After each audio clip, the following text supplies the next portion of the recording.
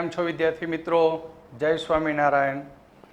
હવે આપણે atomic structure પરમાણ્વીય બંધારણની અંદર ચોથું લેક્ચર આજે સ્ટાર્ટ કરીશું. આગળના લેક્ચરોમાં તમને ખૂબ જ મજા પડી ગઈ હશે. આજનું લેક્ચર જે વિદ્યાર્થી મિત્રો આગળ મોલ સંકલ્પના રસાયણ વિજ્ઞાનની પાયાની સંકલ્પના ચેપ્ટર ભણી ગયા તેમના માટેનું આ ફરીથી રિવિઝન થશે આ લેક્ચર. વિદ્યાર્થી મિત્રો, જેને મોલ કોન્સેપ્ટ ચેપ્ટરના શરૂઆતના 5 લેક્ચરો કમ્પ્લીટ કરેલા હશે તો તેમના માટે હવે એ ફાયદાકારક થશે. કેવી રીતે એ ચેપ્ટરનો અહીંયા બીજા ચેપ્ટરમાં યુઝ થશે, બરાબર, તે અહીંયા તમને શીખવા મળશે. મોલ કોન્સેપ્ટના જે પણ દાખલા શીખવાડ્યા, મોલ સૂત્ર શીખવાડ્યું, એ બધું આ ચેપ્ટરમાં જરૂરી છે. એટલે જે વિદ્યાર્થી મિત્રો લેટ આપણી યુટ્યુબ ચેનલ ઉપર આવેલા સત્યમ કેમેસ્ટ્રી ઝોન ઉપર અને જેમને મોલ સંકલ્પના ચેપ્ટર બાકી છે એ વિદ્યાર્થી મિત્રોને વિનંતી છે કે તમે મોલ સંકલ્પનાના શરૂઆતના વિડીયો લેક્ચર કમ્પ્લીટ કરો, જોઈ લો, એની નોટ્સ બનાવો, બરાબર. નહીં તો હવે હું અહીંયા દરેક ટોપિકની સાથે આવતા એક્ઝામ્પલ પણ જોડે જોડે ગણાવવાનો છું, બરાબર. એવું નહીં બને મારા જોડે કે પહેલાં બધી થિયરીનો રટ્ટો કરાવી દઉં. રટ્ટો તો કોને કીધું કરવાનું ભાઈ? કમ્પ્લેટ સમજાયું મેં, બરાબર. ખૂબ જ મજા આવી છે આગળના 3 લેક્ચરમાં, બરાબર. પણ હવે જે સ્ટાર્ટ થશે એની અંદર સૂત્રો બનશે અને સૂત્ર બને એટલે એક્ઝામ્પલ પણ આવે. તો દાખલા આપણે દરેક થિયરી વાઇઝ જેમ આગળ વધીશું, થિયરીમાં સૂત્ર આવશે તો એના દાખલા પણ આપણે ગણતા જઈશું. જે રીતે આપણે મોલ કોન્સેપ્ટ કમ્પ્લીટ કર્યું ને ભાઈઓ, એ રીતે જ કમ્પ્લીટ કરવાનું આ ચેપ્ટરને. બરાબર. સ્વાધ્યાય ખૂબ જ લેન્ધી છે, પણ થિયરીની સાથે સાથે આપણે ગણી નાખીશું તો તમને ખૂબ જ સહેલું ચેપ્ટર લાગશે. અને બીજી એક વાત કહું કે આ ચેપ્ટરની અંદર નીટમાંથી 99% દાખલા સ્વરૂપે છેલ્લા સમયથી MCQ પૂછાય. એટલે ખબર પડી ગઈ, દાખલા ખૂબ જ મહત્વના છે. બરાબર. એટલું યાદ રાખો કે નીટની અંદર થિયરી આધારિત MCQ જેમાં દાખલો ન આવે તો થિયરી આધારિત જ હોય, પણ જેમાં એક્ઝામ્પલ બનતા હોય તો યાદ રાખજો એક્ઝામ્પલ આધારિત MCQ પૂછાવાની શક્યતાઓ ખૂબ જ વધારે હોય, બરાબર. જે તમે MCQ સોલ્વ કરશો એટલે ખબર પડશે કે સાહેબ કહેતા હતા આ તો વાત સાચી નીકળી કે સાલું એક્ઝામ્પલ આધારિત MCQ પૂછાય. તો આપણે એ રીતે તૈયાર કરીશું આ ચેપ્ટર કે જોડે જોડે થિયરી ભણીશું અને થિયરીનો થોડોક ભાગ ભણ્યા પછી અડધો કલાક પછી દાખલા ગણીશું એના લગતા હોય તે બધા. બાકીનું એવું બને કે આ લેક્ચરમાં ભણાયેલા દાખલા અધૂરા રહી જાય તો આવતા લેક્ચરમાં પણ પહેલાં કામ એક જ કરીશું, પહેલાં થિયરી ભણીશું પછી દાખલા લઈશું, જેથી દાખલાની સાથે સાથે આપણું ચેપ્ટર પણ કમ્પ્લીટ થતું જાય, બરાબર. તો દાખલા માટે તમારે એક અલગ સરસ મજાની નોટ બનાવવાની, બરાબર, જેથી તમને જ્યારે રિવિઝન કરવા બેસો એટલે તમને ઝડપથી દાખલા આવડી જાય, ખાલી જોવાના આવડી જાય, બરાબર. કોઈ પણ થિયરી ભણતા હોય, તૈયારી કરતા હોય ત્યારે યાદ રાખો કે એકલું રીડિંગ કરવાથી સમજણ પડી જશે, બધું થશે, પણ જ્યારે પેન પકડીને લખવાનો સમય આવશે ત્યારે કેમિસ્ટ્રી એવો સબ્જેક્ટ છે કે તમારી સમજ જે પણ ટોપિકની હશે, બરાબર, એને વિસ્તૃત માહિતી લખવા માટે લખીને તૈયાર કરવું પડશે, બરાબર.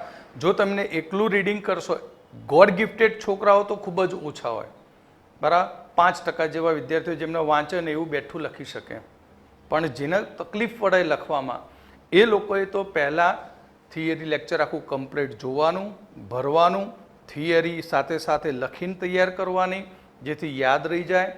નહીં તો શું થાય, સમજણ પડી ગઈ, બરાબર, આમાં શું કરવાનું એ, પણ જ્યારે પેન પકડીને લખવાની શરૂઆત કરશો ને તો આખો જવાબ 5 લીટીનો તમારી 1 લીટીમાં પતી જશે.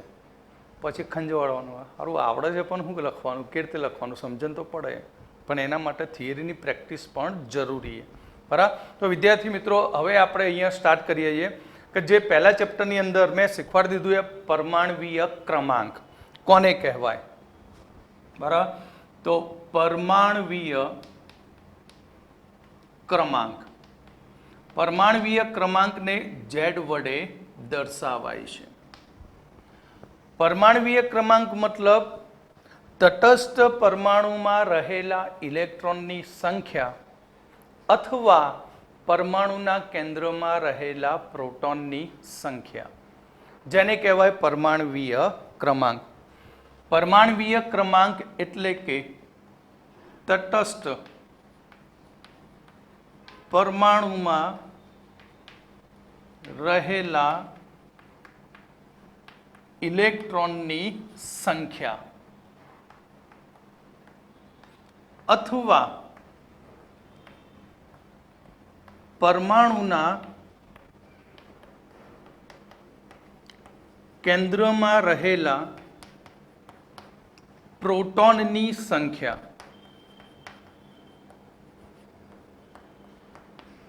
જેને કહેવામાં આવશે પરમાણવીય ક્રમાંક. તટસ્થ પરમાણુ મતલબ કોને કહેવાય કે એક્ઝામ્પલ તરીકે મેં લખ્યું આ ઓક્સિજન, તો આની ઉપર કોઈ ચાર્જ નથી માટે આને તટસ્થ કહેવાય. અને ઓક્સિજન કયા નંબરનું તત્વ તમને ખબર છે? 8 નંબરનું. કયા નંબરનું? 8. 8 એ જ તેનો પરમાણવીય ક્રમાંક છે. 8 પરમાણવીય ક્રમાંક એ તત્વની ઓળખ બતાવે. મગજમાં ફિક્સ કરી નાખજો. પરમાણવીય ક્રમાંક એ તત્વની ઓળખ છે, કયા નંબરનો છે. જેમ બાપાને 2 દીકરા હોય, મોટા દીકરાનું નામ સુનિલ, નાના દીકરાનું નામ અમિત, બરાબર? તો પહેલા નંબરનો છે, તો એવું તો કોઈ નહીં કહે ને સમાજમાં કે આ પહેલા નંબરનો ના બીજા નંબરનો, પણ શું કહેશે કે સુનિલ એટલે પહેલા નંબરનો છોકરો, બરાબર? અમિત તો બીજા નંબરનો.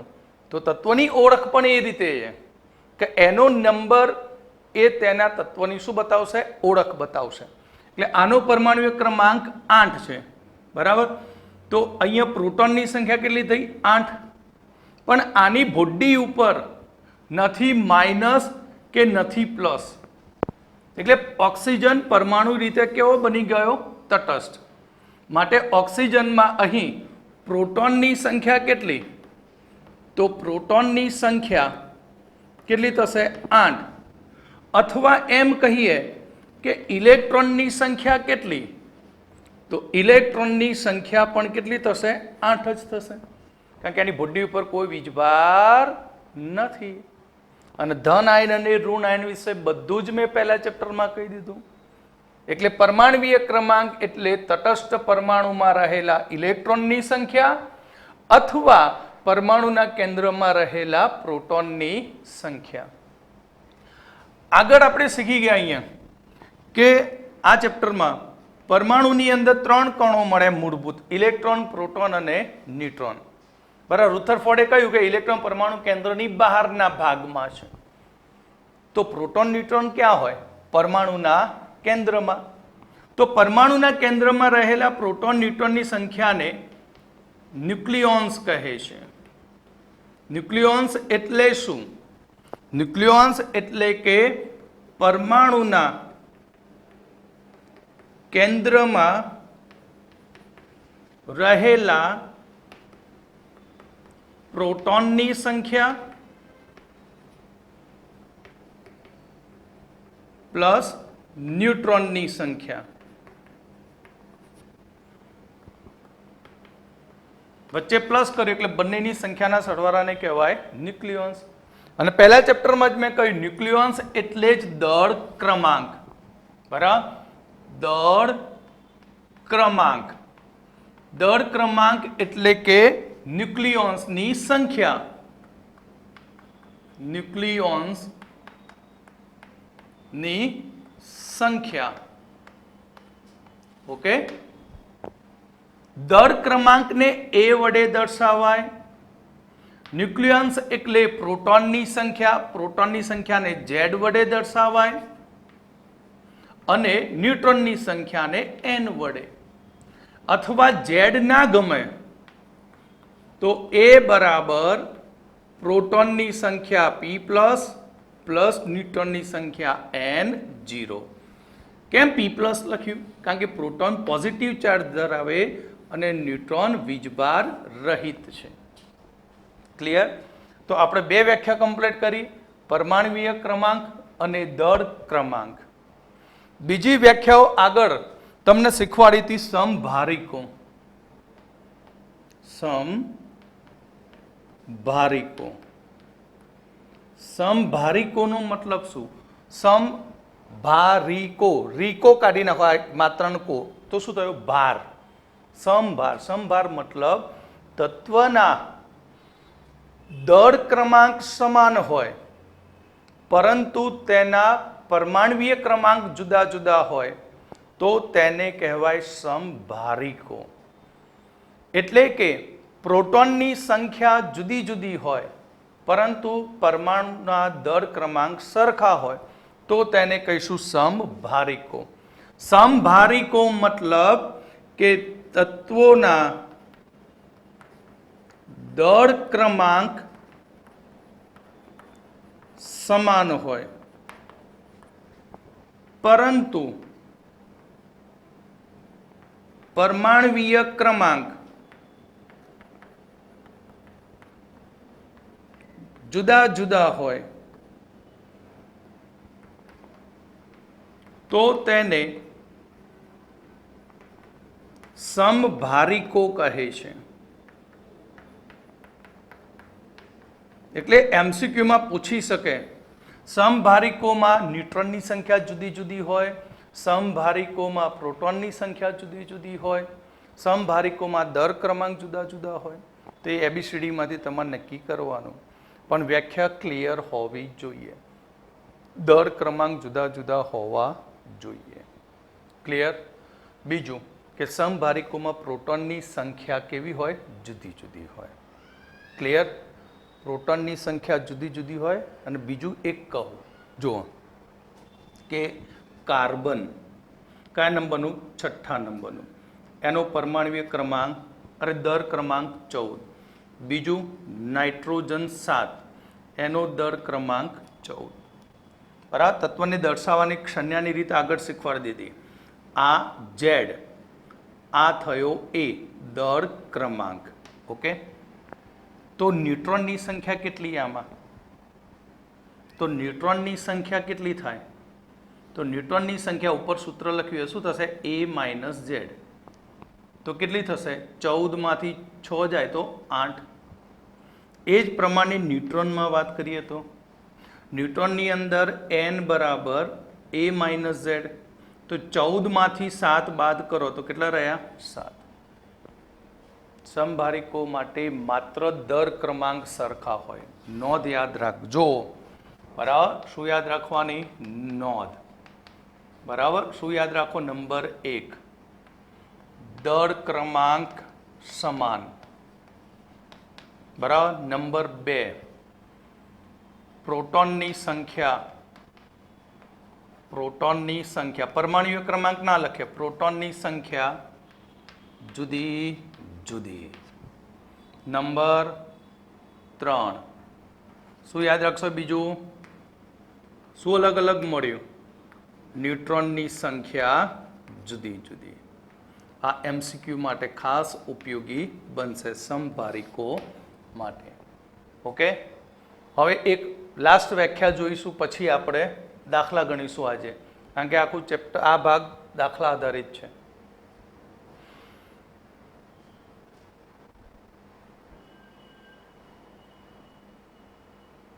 હવે આપણે જોઈએ આગળ ચોથી વ્યાખ્યા, સમસ્થાનિકો.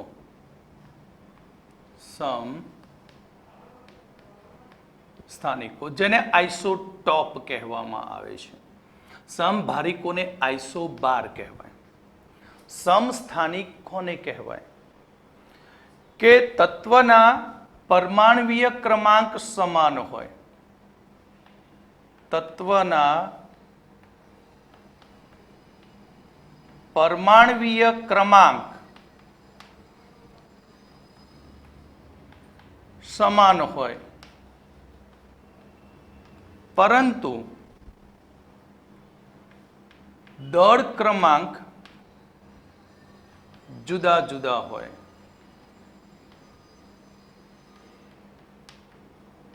તો તેને એકબીજાના સમસ્થાનિકો કહે છે. એકબીજાના સમસ્થાનિકો કહે છે. શું કહેવામાં આવશે? એકબીજાના સમસ્થાનિકો. તો સમસ્થાનિક માટે શું અલગ હોય? સમસ્થાનિક માટે દર ક્રમાંક અલગ અલગ હોય, એ અલગ હોય, પણ ઝેડ કેવો હોય? સમાન હોય. તો ઉદાહરણ આપણે જોઈએ કે ઉદાહરણ તરીકે હાઇડ્રોજનના સમસ્થાનિકો, હાઇડ્રોજનના સમસ્થાનિકો. તો હાઇડ્રોજનના 3 સમસ્થાનિક છે. એના નામ લખી દઉં પહેલા. પ્રોટિયમ, ડ્યુટેરિયમ અને ટ્રિટિયમ. સમસ્થાનિકના 3 પ્રકાર હાઇડ્રોજનના: પ્રોટિયમ, ડ્યુટેરિયમ અને ટ્રિટિયમ. પ્રોટિયમને આપણે 1H1 વડે દર્શાવાય. પરમાણ્વીય ક્રમાંક 1, દળ ક્રમાંક 1. આને 1H2 વડે દર્શાવાય. અથવા ના ગમે તો ડ્યુટેરિયમનો D12 વડે દર્શાવાય.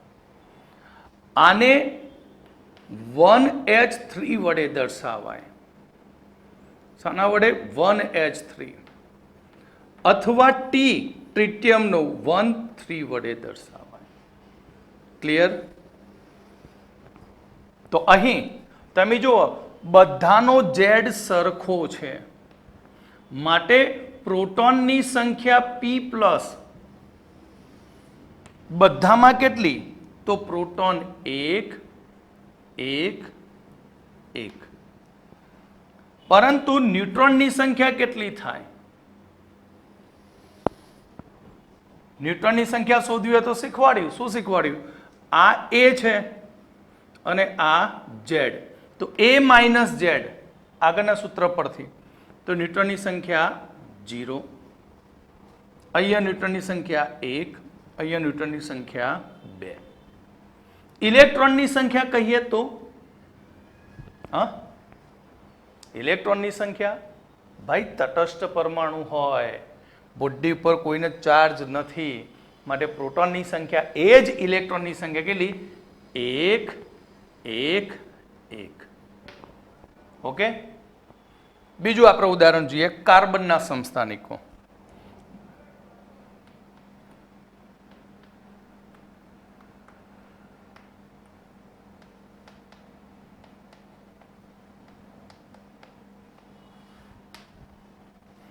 કાર્બનના પણ 3 સમસ્થાનિક. એના નામ નથી આપ્યા. Carbon 6, 12, carbon 6, 13. આનો ક્યાંય યુઝ નથી. અને કાર્બન 6, 14. આ કાર્બન 6, 14 એ ખૂબ જ અગત્યનો છે, જે રેડિયો એક્ટિવ છે. એટલે આ કાર્બન 6, 14 ની મદદથી આપણે કોઈ પણ કાસ્ટ હોય, લાકડાની મૂર્તિ હોય, અથવા કોઈ વર્ષો જૂનું પુરાણું મમ્મી મળી જાય, બરાબર, મરદું દાટેલું બાંધેલું હોય, કેટલા વર્ષ જૂનું છે, તો કોઈ પણ પથ્થર અથવા તો કોઈ પણ વૃક્ષ અથવા તો કોઈ પણ પ્રાણી, વનસ્પતિ કેટલા વર્ષ જૂની છે એ જાણવા માટે રેડિયો એક્ટિવ કાર્બન 14 નો ઉપયોગ થાય.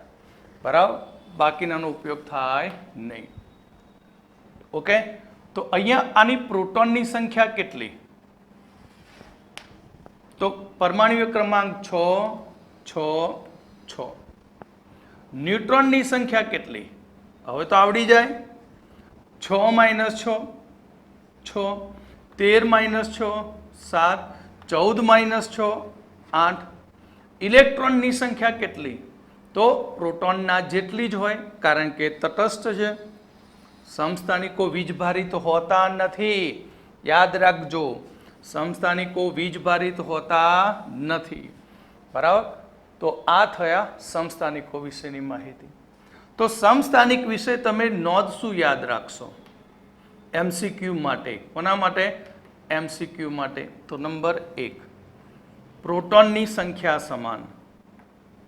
પ્રોટોનની સંખ્યા સમાન એટલે Z સમાન. નંબર 2, ઇલેક્ટ્રોનની સંખ્યા સમાન. ઇલેક્ટ્રોનની સંખ્યા સમાન. નંબર 3, દળ ક્રમાંક જુદા જુદા. એ અને ચોથું, ન્યુટ્રોનની સંખ્યા કેવી હશે? જુદી જુદી, એટલે n. એટલે સમસ્થાનિકોના દળ કેમ બદલાતા રહ્યા? સમસ્થાનિકોના દળ કેમ બદલાયા? કારણ કે આપણે જાણીએ કે A બરાબર Z + n. તો તમે Z તો એમને એમ રાખો છો, શું બદલો છો? n. nની સંખ્યા જેમ જેમ વધતી જાય અથવા ઘટતી જાય તેમ એની કિંમત બદલાતી જાય. એટલે ન્યુટ્રોનના તફાવતને કારણે અહીંયા આપણને સમસ્થાનિકો મળે. અહીં બધા જ સમસ્થાનિકો માટેના રાસાયણિક ગુણધર્મો સમાન હોય છે. બધા જ સમસ્થાનિક માટેના રાસાયણિક ગુણધર્મો સમાન હોય. કારણ કે કોઈ પણ તત્વનો રાસાયણિક ગુણધર્મ એ તેના ઇલેક્ટ્રોનની સંખ્યા પર આધારિત હોય.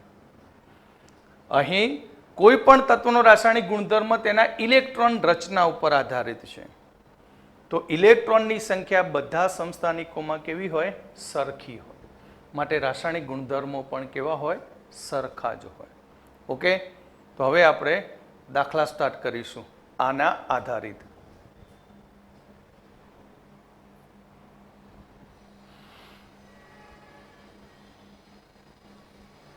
ચલો હવે આપણે સ્વાધ્યાયની અંદર 2.3 નીચેના કેન્દ્રમાં રહેલા ન્યુટ્રોન અને પ્રોટોન કેટલા? નીચેના કેન્દ્રમાં કેટલા પ્રોટોન અને ન્યુટ્રોન? સાવ સહેલું. આપણું સૂત્ર શું હતું? A બરાબર Z + n. n એટલે ન્યુટ્રોન અને Z એટલે પ્રોટોન. તો અહીં ફર્સ્ટ પહેલાનો આન્સર Z બરાબર 6. ન્યુટ્રોનની સંખ્યા કેટલી? તો n બરાબર 12 - 6 કેટલા થશે? 8. અરે 6, આ નવું ગણિત ક્યાંથી આવ્યું? 12 - 6 એટલે 6. આનો Z કેટલો છે? 8. બરાબર. ન્યુટ્રોનની સંખ્યા n કેટલી?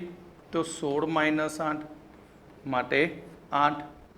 mg Z બાર n કેટલા? તો 24 - 12 12. fe Z 26 તો n કેટલા? 56 - 26 તો 6 6 ગયા, 5 માંથી 2 જાય તો 3 30. બરાબર. એ જ પ્રમાણે SR નો Z કેટલો? 38. પ્રોટોન 38, ન્યુટ્રોન કેટલા? 88 - 38 કેટલા થશે? 8 8 ગયા, 8 માંથી 3 જાય તો 50. ક્લિયર? પૂરો થઈ ગયો આન્સર. હવે કહે છે બીજો દાખલો 2.4 આપેલા પરમાણ્વીય ક્રમાંક Z અને દળ ક્રમાંક A ના આધારે પરમાણુની સંપૂર્ણ સંજ્ઞા લખો. તો હંમેશા Z પરથી જ તત્વની ઓળખ થાય. 17 Z એટલે કયું તત્વ? તો 17 જેનો Z હોય તે થાય Cl. એટલે સૌથી પહેલા તત્વની સંજ્ઞા મૂકી દીધી. Z હંમેશા ડાબી બાજુમાં નીચેની તરફ અને A ડાબી બાજુમાં ઉપરની તરફ. આ થઈ આની સંજ્ઞા. હવે અહીંયા હવે Z બરાબર 92 તો 92 નંબરનું તત્વ કોણ છે? યુરેનિયમ. યુ તો નીચે લખાય 92, ઉપર લખાય 233. ઓકે, હવે અહીંયા Z4 તો 4 નંબરનું તત્વ કયું તો ખબર હે, હિલિયમ નિયોન, અરે હિલિયમ નિયોન ક્યાં, હાઇડ્રોજન, હિલિયમ, લિથિયમ અને બેરિલિયમ. તો Be 4 9. ઓકે,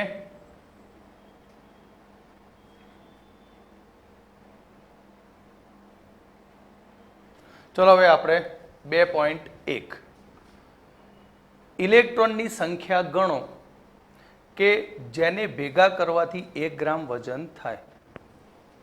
ઇલેક્ટ્રોનની સંખ્યા ગણો કે જેને ભેગા કરવાથી કેટલા ગ્રામ વજન થાય 1.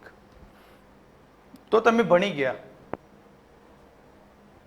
મિલિકનના પ્રયોગમાં 1 ઇલેક્ટ્રોનનું વજન કેટલું, આપણે આખું યાદ નહીં રાખવું.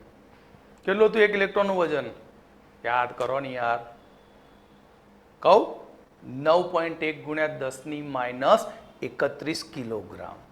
કેટલું હતું 9.1 ગુણ્યા 10 - 31 કિલોગ્રામ બરાબર 1 ઇલેક્ટ્રોન. કેટલા ઇલેક્ટ્રોન, 1 જ ઇલેક્ટ્રોન થાય. અહીં આપણને 1 ગ્રામ વજનમાં ઇલેક્ટ્રોન કહ્યા છે, મળી જાય. 9.1 ગુણ્યા 10 - 31 કિલોગ્રામ બરાબર 1. તો 1 ગ્રામમાં કેટલા ઇલેક્ટ્રોન, બરાબર. તો પહેલા તો અહીંયા 1 ગ્રામ આપ્યું છે એટલે આપણે લખીએ 1 ગ્રામ અથવા 10 - 3 કિલોગ્રામ. કેમ કિલોગ્રામમાં કન્વર્ટ કર્યું, કારણ કે કિલોગ્રામમાં છે, માટે શું થશે આન્સર, 1 ગુણ્યા 10 - 3 છેદમાં 9.1 ગુણ્યા 10 - 31. 10 - 31 ઉપર જાય તો પ્લસ થાય, 31 માંથી 3 કાઢો તો 1 ગયો, 2 ગયો, 3 ગયો, 10 - 28. કેટલી થઈ, 10 - 28. તો આપણે કેલ્સીનો ઉપયોગ કરી લેવાનો, 1 ભાગ્યા 9.1 માટે 0.1098. વૈજ્ઞાનિક અંક પદ્ધતિમાં શીખવાડ્યું કઈ બાજુ ખસું, જમણી બાજુમાં. તો ઘાતમાં શું થાય, ઘટાડો થાય, તો ઘાત 1 ઘટી જાય. આ થઈ ઇલેક્ટ્રોનની સંખ્યા. કેટલાની અંદર, 1 ગ્રામમાં ઇલેક્ટ્રોનની સંખ્યા. કમ્પ્લીટ, સમજણ પડી ગઈ. હવે આપણે બીજો દાખલો, 1 મોલ ઇલેક્ટ્રોનનો ભાર અને દળ ગણો.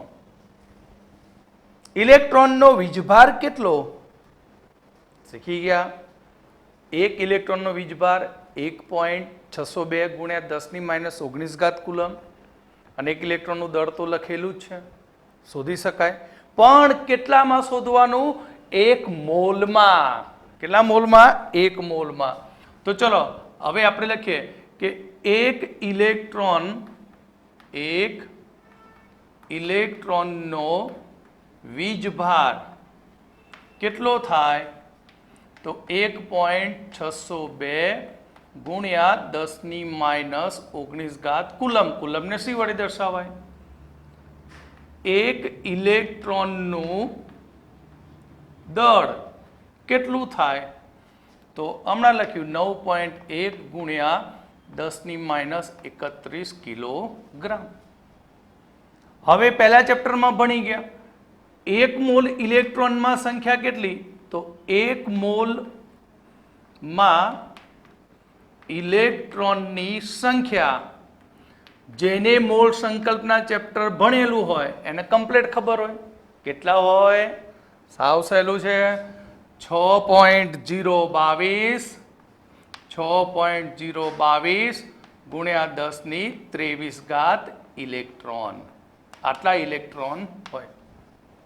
હવે તો ત્રિરાશિ બનાવી દો. જો 1 ઇલેક્ટ્રોનનો વીજભાર આટલો, તો 6.022 ના 10 - 23 કેટલા મળી જાય, તો ડાયરેક્ટ લખી દો. તો અહીં 1 મોલમાં 1 મોલ ઇલેક્ટ્રોનનો વીજભાર કેટલો લખશો આપણે, તો 1 નો વીજભાર કેટલો 1.602 ગુણ્યા 10⁻19 ઘાત ગુણ્યા એકે આટલા હતા તો આટલા ઇલેક્ટ્રોને કેટલા તો બંને ગુણાકારમાં આવી જાય 6.022 ગુણ્યા 10⁻23 ઘાત તો ચલો ગુણ્યા આનો પહેલા વહેવટ કરી દેવો હંમેશા 23 માંથી 9 જાય તો 10 ની કેટલી ઘાત 4 ઘાત થાય 23 માંથી 9 જાય તો 10 ની કેટલી ઘાત 4 ઘાત પછી 1.602 ગુણ્યા 6.022 માટે 9.67 માટે 9.67 આ થયો કુલમ સી લખવો પડે વીજભાર કયો છે તો હવે 1 મોલમાં ઇલેક્ટ્રોનનું દળ કેટલું તો 1 મોલ ઇલેક્ટ્રોનનું દળ કેટલું થશે તો 1 ઇલેક્ટ્રોનનું દળ કેટલું 9.1 ગુણ્યા 10⁻31 ગુણ્યા 6.022 ગુણ્યા 10⁻23 ઘાત તો 31 માંથી 23 બાદ કરો એટલે સાદું ગણ્યું 23 માં 7 ઉમેર્યું તો 30 અને 1 વધારાનો રહ્યો એટલે 8 માટે ઇલેક્ટ્રોનનું દળ કેટલું 10⁻8 ઘાત કેજી ઓકે હવે અહીંયા 9 છંગ 54 ડાયરેક્ટ ગુણાકાર આ પોઈન્ટ પાછળના કાઢી નાખું તો 9 છંગ 54 તો 54 પોઈન્ટ સમથિંગ આવે માટે 5.408 ગુણ્યા કઈ બાજુ પદ ગયા ડાબી બાજુ તો ઘાતમાં શું થાય વધારો તો -8 માં 1 પ્લસ કરો તો 10⁻7 ઘાત કેજી લેફ્ટ સાઈડમાં પોઝિટિવ ઘાત ઉમેરવાના જેટલા પદ ખસો એટલા એક પદ ખસી ગયા દશાંશ ચિહ્નનું તો +1 તો 10⁻7 ઘાત ઓકે આ રીતે એક્ઝામ્પલ તમને નીટની એક્ઝામમાં પૂછી શકાય સાવ સહેલાઈ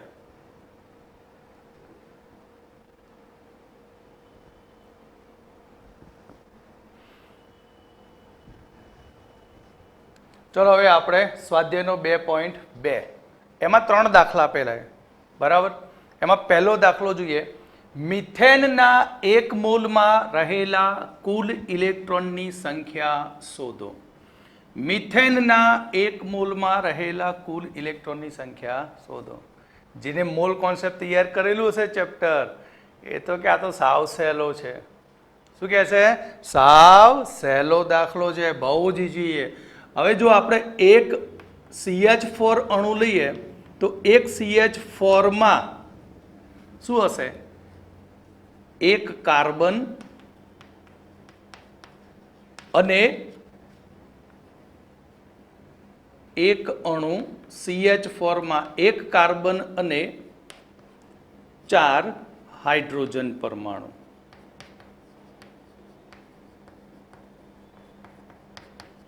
ક્લિયર તો એક અણુ CH4 ના ઇલેક્ટ્રોન કેટલા કુલ ઇલેક્ટ્રોન કેટલા આવડી જાય ભાઈ કાર્બન પ્લસ હાઇડ્રોજનના ઇલેક્ટ્રોનની સંખ્યાનો સરવાળો કારણ કે મિથેન કોનું બનેલું કાર્બન અને હાઇડ્રોજનનું તો અહીંયા કાર્બનના 6 હાઇડ્રોજનના 4 ટોટલ થયા 10 ઇલેક્ટ્રોન તો આપણે તો કેટલા મોલમાં શોધવાના 1 મોલમાં તો આપણે પહેલા ચેપ્ટરમાં સૂત્ર આપ્યું કે CH4 માં ઇલેક્ટ્રોનની સંખ્યા બરાબર યાદ કરો સૂત્ર મોલ ગુણ્યા Na એવોગેડ્રો નંબર 1 મોલની સંખ્યા Na માટે 10 ગુણ્યા 6.022 ગુણ્યા 10⁻23 ઘાત માટે આન્સર 6.022 ગુણ્યા 10 ની કેટલી થાય આની એક ગોડી આમાં ઉમેરી દો તો 24 ઘાત આટલા ઇલેક્ટ્રોનની સંખ્યા થાય સાવ સહેલો તો દાખલો હવે બીજો કાર્બન 14 ના 7 મિલીગ્રામમાં કુલ ન્યુટ્રોનની સંખ્યા શોધો. શું શોધવાની? કુલ ન્યુટ્રોનની સંખ્યા. તો સૌથી પહેલું કામ, કાર્બનનો પરમાણુય દળ કેટલો છે? 14 છે. એટલે કાર્બનનું મોલર દર, કાર્બનનું મોલર દળ 14 ગ્રામ. બીજું, કાર્બનનું વજન આપ્યું છે. તો કાર્બનનું વજન W આપ્યું આપણને 7 મિલીગ્રામ. જેમ 1 કિલોગ્રામ બરાબર 10³ ગ્રામ થાય, તે જ રીતે 1 ગ્રામ બરાબર 10³ મિલીગ્રામ.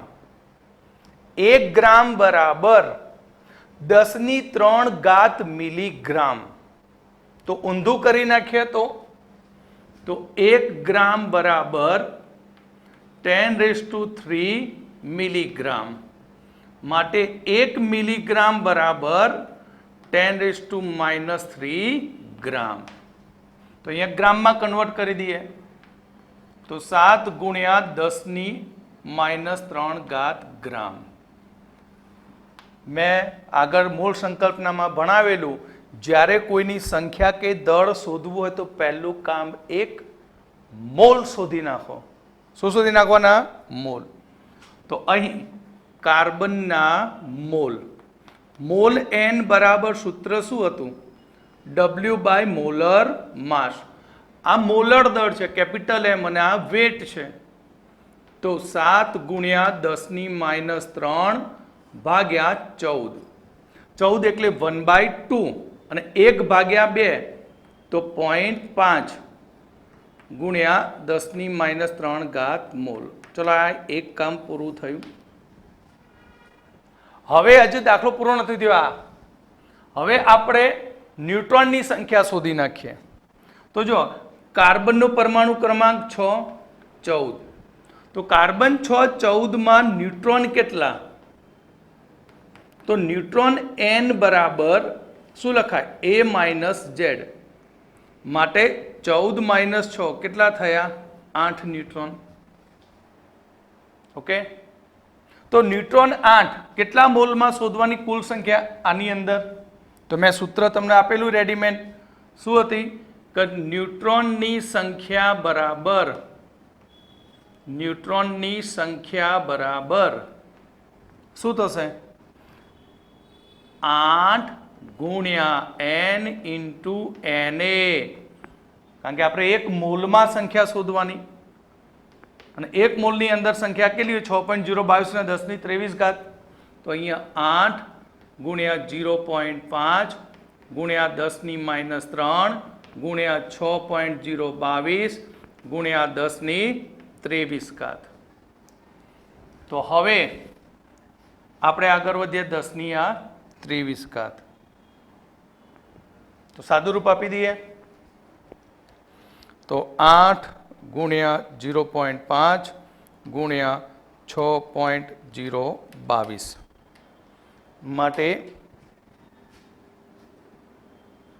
24.08 ગુણ્યા 10⁻20. માટે આન્સર આપણે લખી શકીએ 1 દશાંશ ચિહ્ન ડાબી બાજુમાં.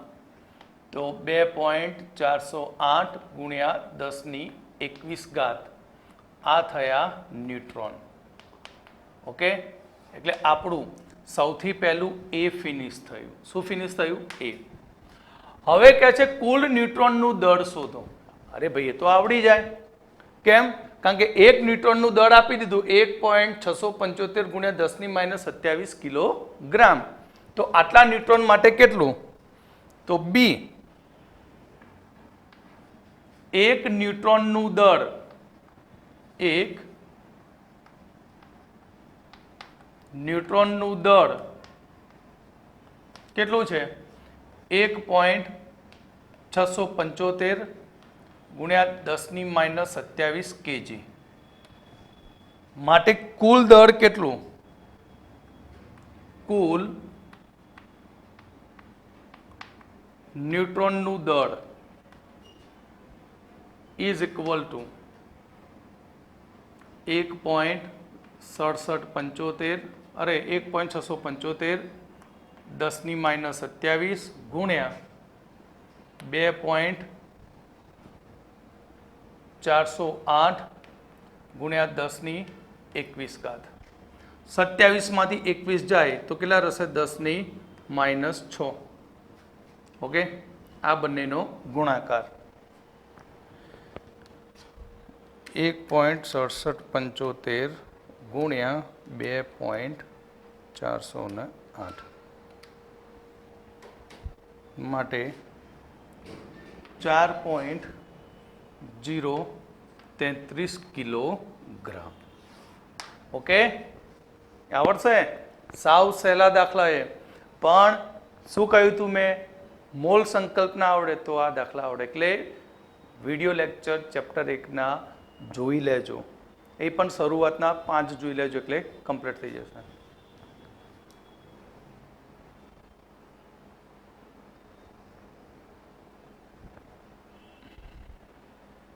હવે આપણે 2.2 નો ત્રીજો દાખલો આની અંદર 3 આઈટમ આપીએ એસટીપીએ 34 મિલીગ્રામ એમોનિયામાં પ્રોટોનની કુલ સંખ્યા અને પ્રોટોનનું કુલ દર શોધો સાવ સહેલો યાર આગળ જે ગણ્યો હતો ને કાર્બનનો એના જેવો જ છે પેલો ખાલી કાર્બન હતો ત્યાં ન્યુટ્રોનની વાત કરી અહીંયા પ્રોટોનની વાત કરી તો સૌથી પહેલું આપણે એમોનિયાનું મોલર દર નક્કી કરી દઈએ તો NH3 નું મોલર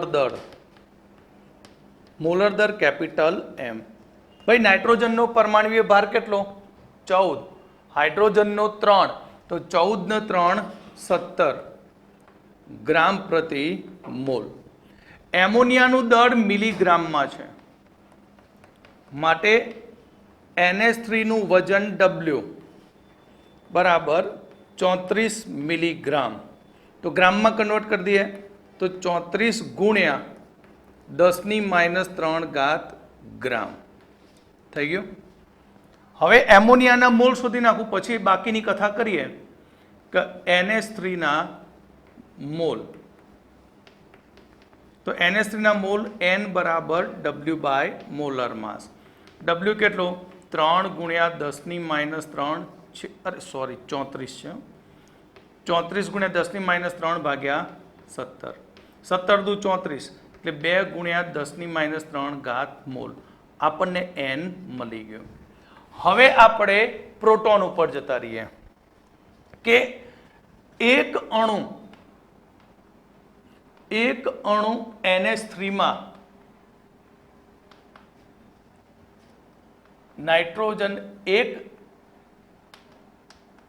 નાઇટ્રોજન પરમાણુ અને 3 હાઇડ્રોજન પરમાણુ છે હવે પ્રોટોનની સંખ્યા એટલે શું ભાઈ પ્રોટોનની સંખ્યા કે પરમાણુ ક્રમાંક એમોનિયા 2 ઘટકનો બનેલો નાઇટ્રોજન હાઇડ્રોજન નાઇટ્રોજનનો પરમાણુ ક્રમાંક કેટલો છે 7 હાઇડ્રોજનનો 1 માટે 7 અને 1 ગુણ્યા 3 એટલે 3 ટોટલ કેટલા થયા 10 તો એક અણુ NH3 માં પ્રોટોનની સંખ્યા આપણે કેટલા અણુની વાત કરી એક જ અણુ પ્રોટોનની સંખ્યા તો કેટલી થશે નાઇટ્રોજનના 7 અને હાઇડ્રોજનના 3 એટલે 10 બરાબર 3 કેવી રીતે આવ્યા પ્રોટોન એક હાઇડ્રોજનનો પણ 3 વખત છે હવે પ્રોટોનની સંખ્યા એક અણુમાં મળી ગઈ તો આટલા મૂલમાં કેટલી તો આપણે જોડે સૂત્ર છે સીધું કે NH3 માં પ્રોટોનની સંખ્યા ઇઝ ઇક્વલ ટુ સૂત્ર શીખવાડતું કેટલી સંખ્યા આની 10 ગુણ્યા N ઇન્ટુ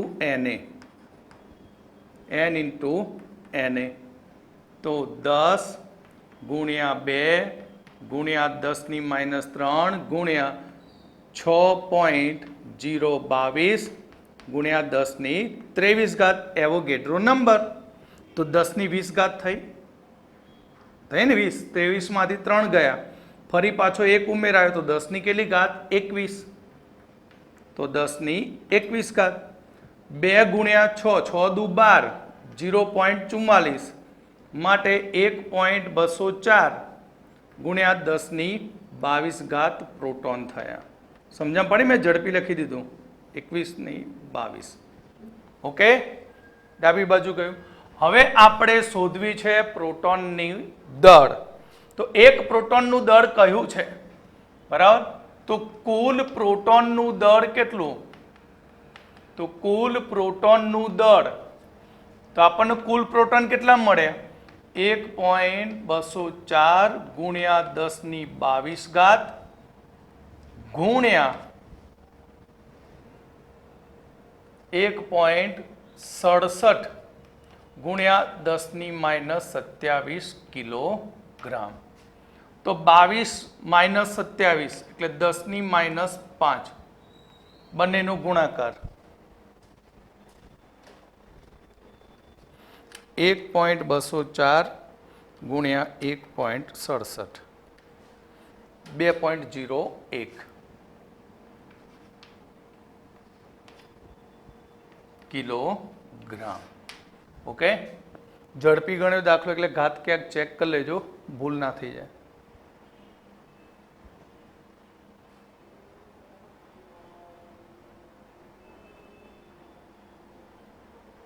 ચલો હવે આ એક દાખલો એ આપણે પ્રયોગ ભણી ગયા હતા તેલી બિંદુ પદ્ધતિ RA મિલિકનનો. બરાબર. કહે છે કે એક કણ 2.5 ગુણ્યા 10⁻16 કુલમ સ્થિર વિદ્યુતીય ભાર ધરાવે છે. તો તે કણમાં હાજર ઇલેક્ટ્રોનની સંખ્યા ગણો. સાવ સહેલું છે. ચોપડીનું સૂત્ર નહોતું, મેં તમને લખીને આપ્યું હતું કે કણ પરનો કુલ વીજભાર, કણ પરનો વીજભાર, સૂત્ર આપ્યું તો યાદ હોય તો Q બરાબર N × E. E એટલે વીજભાર. કોનો વીજભાર? ઇલેક્ટ્રોનનો. કેટલો હતો મૂલિકનમાં? 1.6 ગુણ્યા 10⁻19 કુલમ હતો. સ્થિર વિદ્યુતીય ભાર આપેલો છે તમને. બરાબર. તો N એટલે ઇલેક્ટ્રોનની સંખ્યા, નંબર ઓફ ઇલેક્ટ્રોન. બરાબર. કયા નિયમનો ઉપયોગ કર્યો? તો RA મિલિકન. RA મિલિકનના તેલ બિંદુ પદ્ધતિ મુજબ. માટે ઇલેક્ટ્રોનની સંખ્યા, તો ઇલેક્ટ્રોનની સંખ્યા N બરાબર Q/E. તો Q કેટલો? 2.5 ગુણ્યા 10⁻16 છેદમાં 1.6 ગુણ્યા 10⁻19. તો 2.5 ભાગ્યા 16 એટલે આન્સર આવશે 1.565 નહીં 12.5 ગુણ્યા 10⁻16 ઉપર જાય તો +3. આ 3 કાઢી નાખવા હોય તો હું આ રીતે લખી દઉં ડાયરેક્ટ આ રીતે. તો આટલા ઇલેક્ટ્રોન મળે. ચેક કરી લેજો. મને યાદ હતો આન્સર એટલે મેં ડાયરેક્ટ લખ્યો છે.